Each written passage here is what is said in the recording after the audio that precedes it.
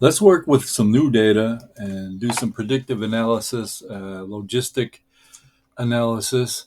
What we want to do is we want to predict if our members of our health club are going to buy our new protein product, Protein Z.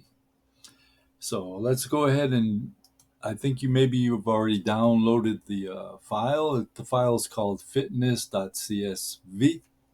So let's load it up into R, and let's give it a variable and call it fit because I'm too lazy to type fitness analysis or whatever. Okay, read CSV file, choose choose a file wherever you have it. So look for your file and then choose it. Call it fitness CSV. Okay, now we have it loaded into our platform. Clear it up a little, Control L. So let's go ahead and look at the structure. Fit. Okay, so we have incomes, gym visits, state hours, and protein Z. Now this is going to be a problem, and I'll show you how to fix it later. But first, I want to encounter that problem and get that error, so you know this error when we do encounter it. All right. What it is that this protein Z needs to be a factor of 1 or 0, which means yes or no. So we need to change this from a character data type into a factor data type. So let's go ahead and um, well, we could actually do it. Let me show you the actual error first. So what we actually want to do, let's do a head and then fit. And let's do a summary fit. Just check everything out first. So what we want to do is, of course, is to find our who's going to buy our protein Z based on incomes and gym visits. Okay, Control L. And those are we only want those two X variables, um, income and gym visits. Our Y variable, our dependent variable, is going to be the protein Z. So let's go ahead and look into that. And what we want to do first is make a variable, log I'll call log analysis. Log analysis, 1, 2, let's do 3. Log analysis 3, just to be safe. The other two were kind of different datas, and one of them I made a mistake on, so I haven't deleted those variables yet, so I'm just making a new one. Okay. Okay, so in our uh, logistics function, our logistics, we use a logistics function called GLM. And what we're doing is we're making a predictive model using our logistics functions. So our dependent variable, protein Z, and then we do a tilde, and then we do our dependent variables, which are going to be incomes and gym visits, comma. And then we do, where's our data coming from?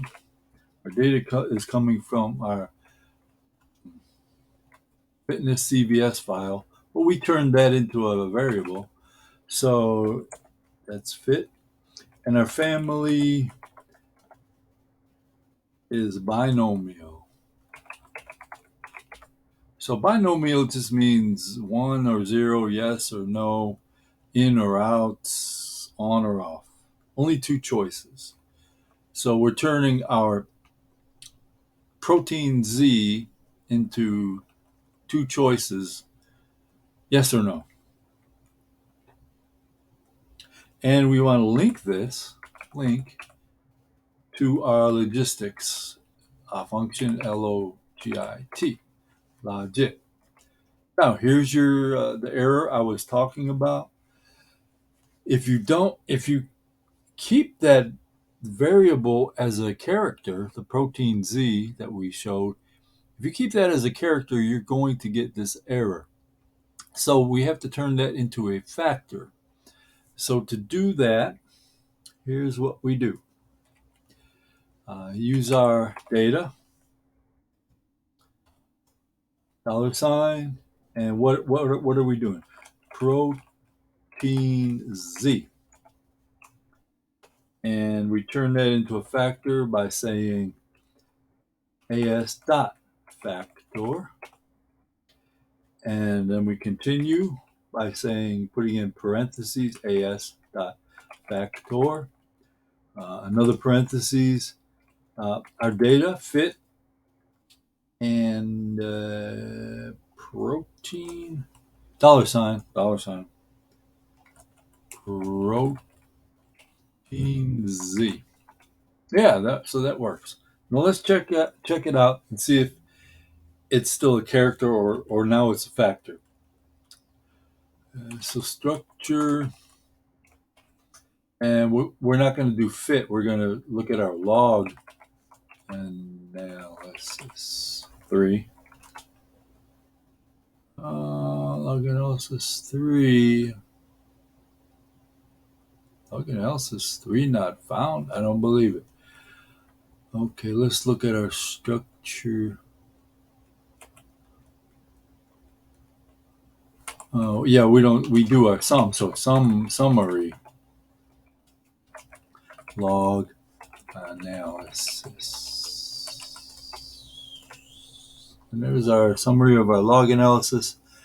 And so we'll come back to this later, but what we want to do is we want to go back and structure of our fit. My mistake. Okay. And as you can see, the protein Z is no longer a character, CHR. Now it's a factor. Now we can work with it and do use our model that we created a while ago. So let's do that.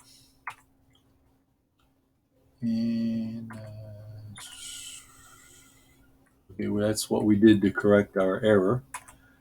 Log analysis, and then we made our model, and that looks good. So what's next? Let's look at our summary. Log analysis. Okay, that's our log analysis. So we're going to work with these numbers here. And what we have to do is we have to take this number, this number, this number. So we have two things we have to do. We have to get a y value. And how do we get our y value? First, we have to get a y value before we do anything. And to do that, we're going to use these three numbers and the income and the number of visits to the gym. So I'm going to show you how to get that y value. So we take minus 11.45. Remember, we have two variables, independent variables. And then we add this to this number right here. But I'm going to round it up to 0.09. All right, and we're going to add 0.09. Now, what we do is we multiply it by our income, whatever income that person is having, that person has. So this is the one where you choose the income of the person. Right now, we're going to choose 90,000 a year. Um, you can go back and look at the table and look at everyone's income. Just choose one and make sure you have their income and the number of visits they had to the gym. Then we take this next number right here and we multiply that by our gym visits.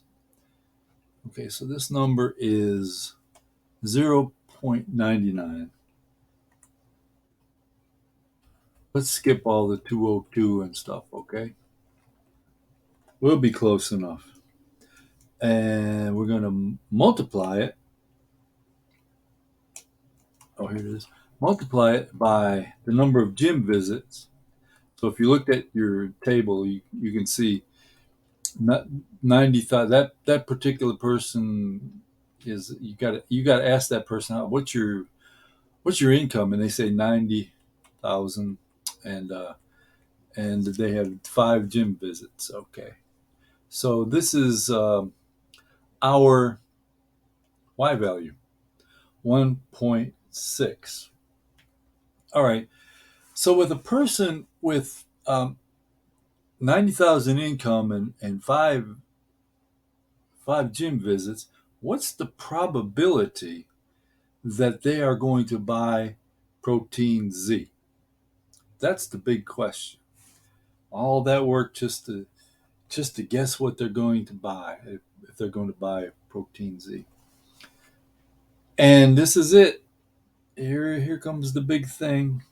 There is a formula, and it takes all of our big numbers and puts it into a smaller number between 0 and 1. And it's called the sigmoid function. And it's one divided by 1 plus the exponent, the e variable, which is a number. I think it's 2.79. It's kind of like a pi, 3.14, but this is e. And in R we say exp. We don't just say e. And it's we multiply it by our the the the minus our minus y, which our y is 1.6, so our minus y will be minus 1.6, minus 1.6. And now we hit enter, and the probability that this person who came in and has 90,000 income visits the gym 5 times, their probability is 83% that they're going to buy our protein Z. And that's a pretty high probability. So if you want to know probabilities for other people and how much they going to visit the gym, you just change this number here. Say if it's 100%, right? What if we change that to 100%? I mean 100,000. So it's 100. Let's do that. Let's say their income is 100,000, and they visit the gym 8 times. Right.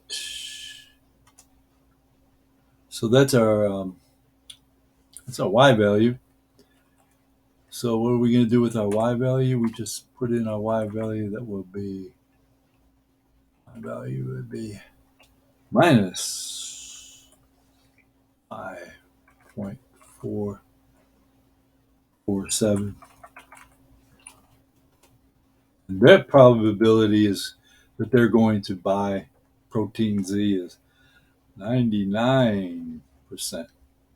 So you can definitely. So what what we learned here is that the higher the income and the more they visit the gym, the higher the probability that they are going to buy Protein Z.